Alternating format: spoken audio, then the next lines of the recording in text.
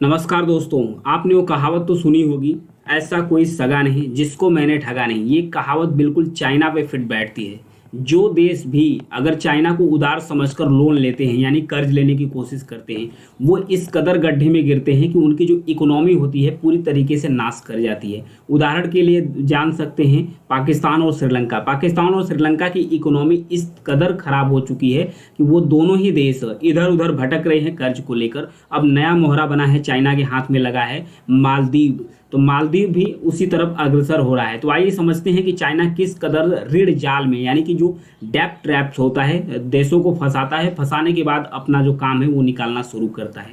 तो आइए इसको डिटेल से समझने की कोशिश करते हैं। मालदीव के नए राष्ट्रपति बने हैं मोहम्मद मोइचू।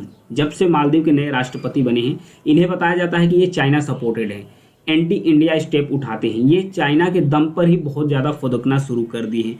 इन्हें लग रहा है कि चाइना के छत्र छाया में रहकर, मालदीव के जो राष्ट्रपति है मोहम्मद मुइजू, इन्हें लग रहा है कि चाइना के छत्र छाया में रहकर ही ये अपने देश को और ज़्यादा विकसित कर सकते हैं, आत्मनिर्भर बना सकते हैं। लेकिन वो भूल गए हैं कि चाइना वह एक हंसिया का गुड़ है जो कर्ज देकर न तो निगलने देता है न ही उगलने देता है। ये वो समझ नहीं पा रहे हैं।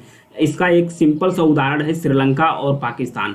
श्रीलंका का तो इकोनॉमी इस कदर खराब हो गई थी, चाइना के ऋण में इस तरह फंस गया था कि चाइना जो श्रीलंका है, श्रीलंका का जो हम्बन टोटा बंदरगाह है उसको 99 साल के लिए लीज पर दे दिया है। मतलब कि श्रीलंका का है कि जब तक कर्ज खत्म नहीं हो जाता है तब तक ले लो, क्योंकि चाइना सीधा ले लिया है बंदरगाह। बोला है कि जब तक आप हमारा कर्ज पूरा नहीं होगा तब तक मैं बंदरगाह को वापस नहीं करूंगा।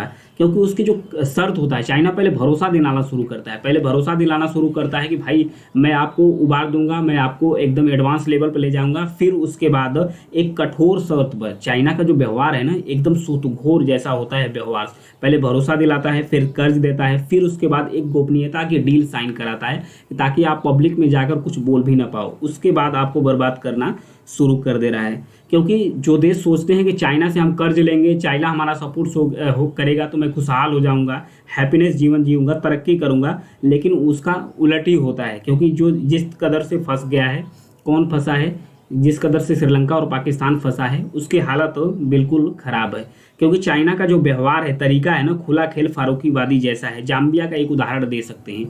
जाम्बिया में बड़े बड़े इंफ्रास्ट्रक्चर्स प्रोजेक्ट को डेवलप करने के लिए, जाम्बिया अफ्रीका महाद्वीप का एक देश है, इनके इस देश में बड़े बड़े इंफ्रास्ट्रक्चर प्रोजेक्ट को डेवलप करने के लिए चाइना कर्ज दिया था। प्लस उसके बाद एक गोपनीयता पर साइन कराया था कि आप पब्लिक में बता नहीं सकते कि आपका जो इंटरेस्ट रेट है यानी कि जो ब्याज का दर है वो कितने रेट पर है, आपको गुप्त रखना है। जब फंसा लेता है तो रिजल्ट क्या आया? रिजल्ट आया कि जो जाम्बिया है इसका जो फॉरेस्ट रिजर्व होता है यानी कि जो फॉरेस्ट यानी फॉरेक्स रिजर्व होता है वो जाम्बिया का पूरी तरीके से खत्म हो गया। चाइना की इकोनॉमी भी क्रैश कर चुकी है, जाम्बिया भी इधर उधर भटक रहा है कर्ज को लेकर से।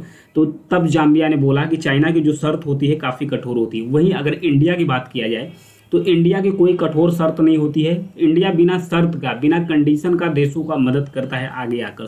वही रीजन है पाकिस्तान का। पाकिस्तान के अंदर एक कॉरिडोर डेवलप किया जा रहा है चाइना का। चाइना का एक शहर है, उत्तर पश्चिम का शहर है कासगंज।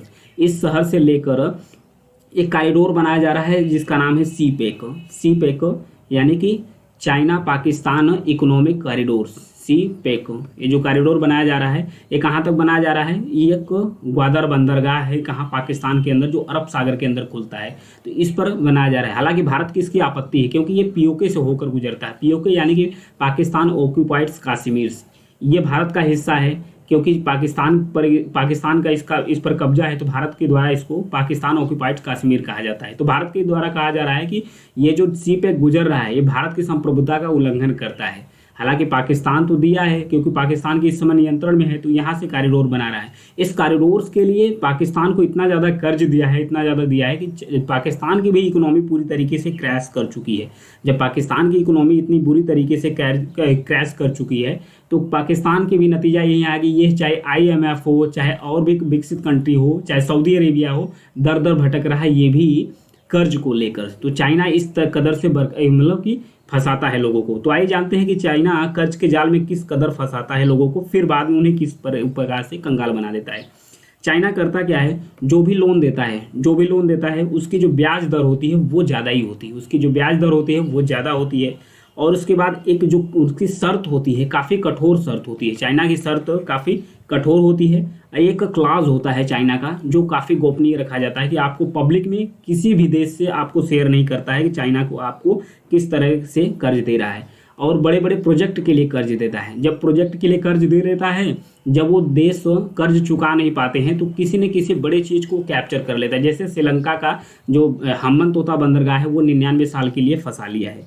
अभी अभी जो फंस रहा है अभी मालदीव भी अब फंसना शुरू कर दिया है, क्योंकि मालदीव भी धीरे धीरे चाइना के जाल में फंस रहा है, क्योंकि मालदीव को लग रहा है कि चाइना ही उसे उबार पाएगा। अब धीरे धीरे चाइना इससे कर्ज लेना मालदीव शुरू कर दिया है, और भारत के खिलाफ जो कमेंट मार रहा है मालदीव, ये भी तेजी से मारना शुरू कर दिया है, क्योंकि उसे लग रहा है कि हमारा गॉडफादर चाइना है, चाइना ही हमें उबार सकता है। लेकिन चीन के कर्ज में जो देश फंसे हैं वो आखिर अंततः कंगाल ही हुए हैं, उबर नहीं पाए हैं। तो इस प्रकार से फंसाता है चाइना डेब्ट ट्रैप में।